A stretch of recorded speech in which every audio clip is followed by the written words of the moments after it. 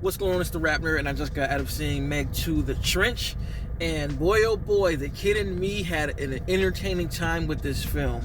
I'm gonna go ahead and say, like, if you're not used to watching B movies, you're gonna hate this film because this is probably the biggest B movie possible.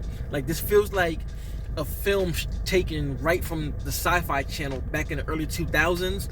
And you've seen these movies. I don't want to say the name of these kind of movies because there's one that specifically screams out at me. But it feels like one of those movies from back then brought it to modern day and given a big ass budget because the absurdity is ridiculous. I mean, we're talking about Jason Statham fighting sharks in a joust battle. We're talking about Jason Statham being able to dodge a shark attack, riding a jet ski, doing a wheelbarrow. Like, the absurdity is ridiculous, man, but it is entertaining as hell. So I gotta start by saying that, because I don't know if I can even call this movie like structurally or like technically good, because it just, if you know, you know. So I don't want to act like this is the greatest thing ever from that standpoint, but boy, is one of the most entertaining films I've seen this year, just because of how absurd it is.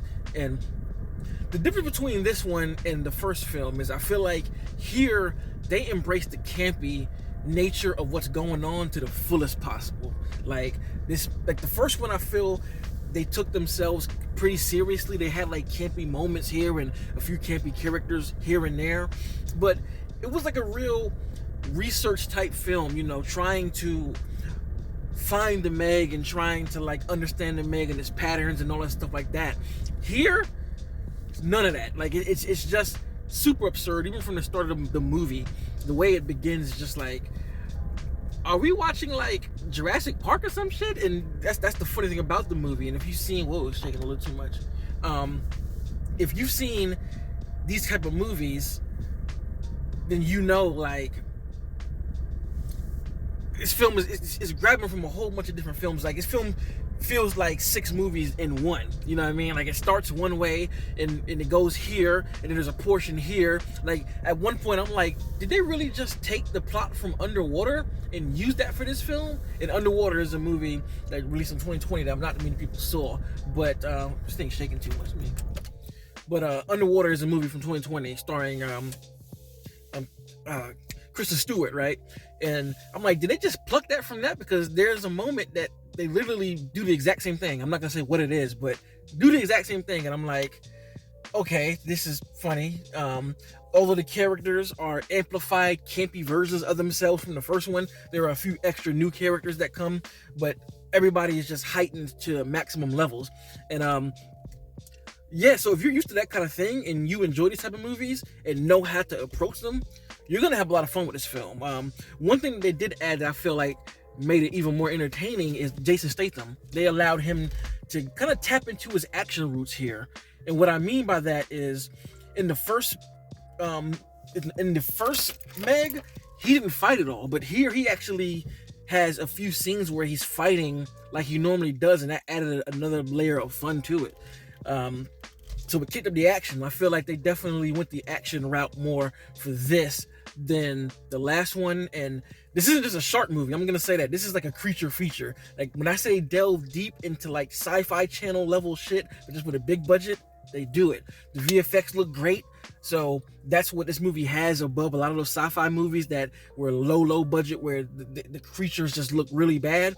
Here, they look pretty good. You know, they look alright, and it's believable, you know, in regards to the visual appearance of everything that we see. What can I say about this film? Like I said, it definitely goes outside of just being a shark film. And if you know, you know. I'm just gonna say it's like Megalodon. And if you've seen the title of the movies, you know what I mean. It's like, I don't want to spoil it, but at some point I have to talk about how that aspect was, because I literally was like, they're really doing this? Like, are they really going this way with this kind of movie? Holy shit. So again, fun time. I wouldn't say it's a great movie, but if you like campy ass creature features that remind you of something from the 80s, or even something, not the 80s, let me say that, because 80s creature features were different. If you like creature features that were from the Sci-Fi Network in the early 2000s, this is that. And again, there are moments grabbed from all of these other creature features that were B-roll films, not B-roll, like B movies. Like they even have a Deep Blue Sea moment that made me laugh hysterically. It's so ridiculous, and they pretty much follow the same type of story structure as the first one. So if you've seen that one and you know how that rolls, and you know where the third act ends up going, that's the same exact thing. I will say that there's kind of more of a focus on the humans here.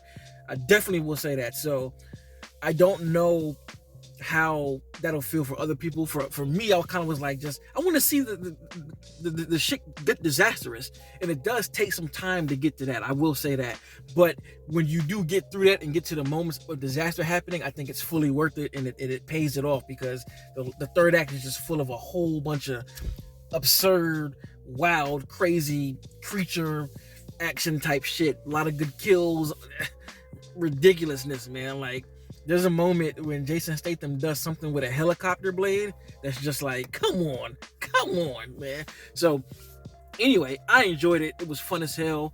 I would watch it again. And it was entertaining. You know, if you like B movies, I gotta double down on that, because there are people who are gonna watch this movie and go, oh, this shit sucks. And I'm like, it's kind of the point. It's supposed to be so bad it's good. Like, this is a literal, like, genre of film, and it seems like this year we've had a whole bunch of B movies. But what the difference with the ones this year compared to this one is, I feel like the B movies, the B horror films like Cocaine Bear, what's my girl Megan, Renfield, I feel like those B movies were actually structured like at real movies, in a sense. You know, third act, character development, all this, they actually had stuff to say. So this isn't like that, though. Like, the Meg 2 is not this B movie. Like, the Meg 2 is just a literal B movie with a big budget, unlike these being B movies created into something better. So I had to distinguish the two. But let me know in the comments what you thought about the film.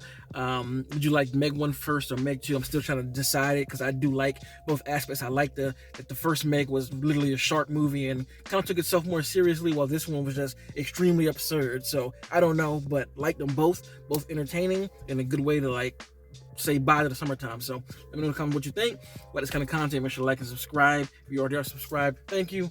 And until next time, peace. RapNerd Productions, no capping, that's word to mommy.